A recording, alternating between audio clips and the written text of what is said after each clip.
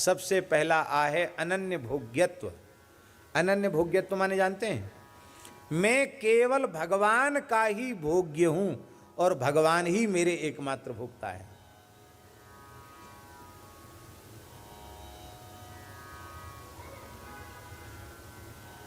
संसार की हिम्मत कैसे हुई हमको भोगने की?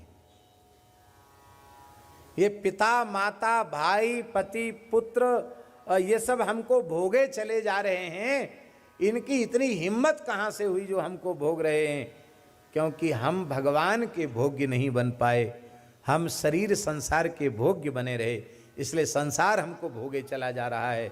संसार भोग रहा है हमें और हमको भ्रम हो गया कि हम संसार को भोग रहे हैं।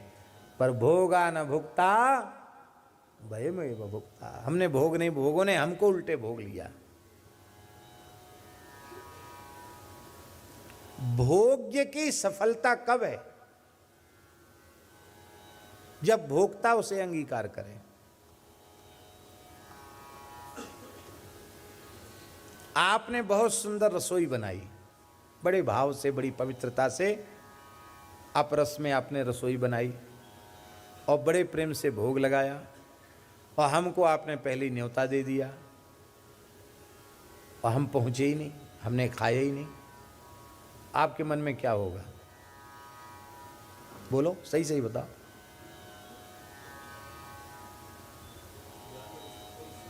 आपके मन में ये होगा कि चलो भाई कोई ना कोई तो खा ही लेगा, अब खा जो बचा खाया तो जाएगा ही, फेंका तो नहीं जाएगा। लेकिन आपके मन में होगा कि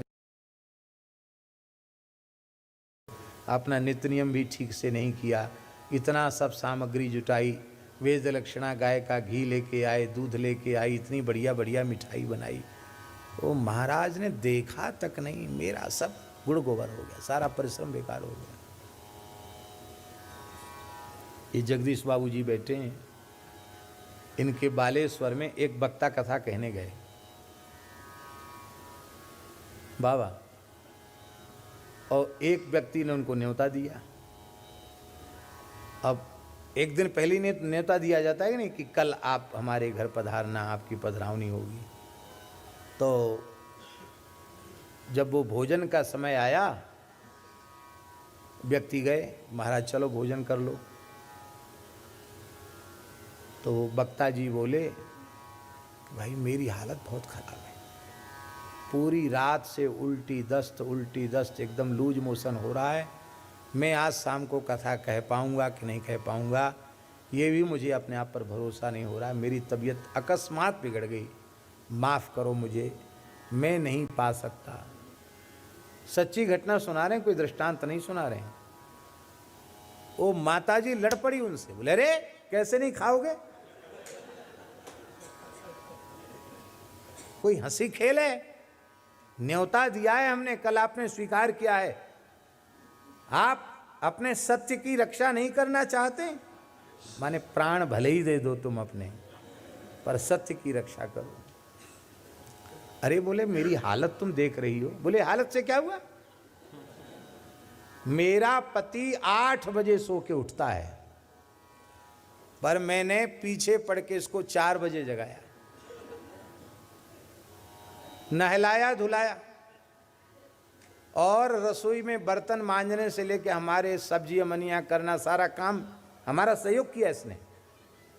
ये तो पहले ही मना कर रहा था कि बाबाजियों के चक्कर में मत पड़ो, और आप नहीं खाओगे। अरे हमने कितने तरह की भुजिया बनाई, साग बनाई, रायता बनाया, खीर बनाई। अरे बोले तुमने 56 भोग 36 व्यंजन बनाए, पर मैं खा नहीं सकता, मेरे दस्त हो रहे, मैं क्या करूं? बोले हम डॉक्टर बुला लेंगे, सलाइन चढ़वा देंगे।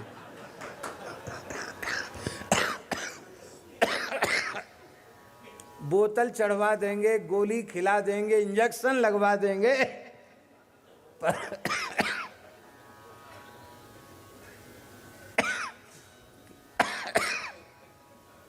निमंत्रण स्वीकार करना ही पड़ेगा। हमारा सारा श्रम बेकार चला गया। आप लोग ऐसा मत कहना करना। आप तो भरत जी की कथा सुन रहे, तो भरत जी के ही भाव को रखना कि कोई बात नहीं, आप स्वस्थ रहें, यही ज़्यादा अच्छा है। हमारा कोई आग्रह दुराग्रह नहीं, लेकिन लोग ऐसे होते हैं। हम तो केवल इतना कहना चाहते हैं कि आप जिसके लिए जो कुछ सामग्री तैयार कर रहे हैं, यदि वह भोग्य वस्तु को स्वीकार करता है तो आपके मन में प्रसन्नता होती है। यदि उसने स्वीकार नहीं किया तो आपको लगता है कि हमारी क्रिया, हमारा श्रम और हमारे पदार्थ सभी व्यर्थ हुए, ऐसा आपको लगता है। भैया, अपने हृदय से स्वीकार कर लो, हम किसी देवता के भोग्य नहीं हैं, हम किसी देवी के भोग्य नहीं हैं, हम किसी संसार के किसी भी मनुष्य के भोग्य नहीं हैं, चाहे वह हमारा कितना ही निकट से निकट क्यों न हो। मैं केवल भगवान का ही भोग्य हूँ और भगवान ही एकमात्र मेरे भोक्ता है।